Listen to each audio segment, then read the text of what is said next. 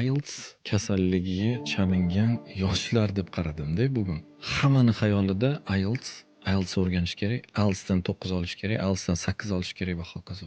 Har bir narsani tagida to'g'ri niyat, to'g'ri maqsad yotadi-da aslida. Ingliz tili o'rganishdan maqsad IELTS dan 8, 9 olish emasda aslida.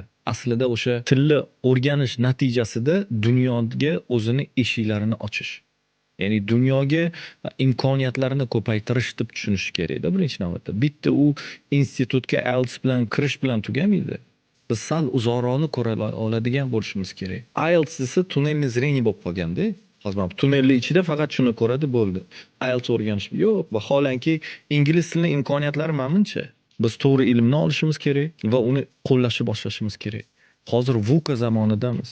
Agar biz o'z ustimizda ishlashda davom ettirmasak, biz orqada qolib ketamiz ommadan.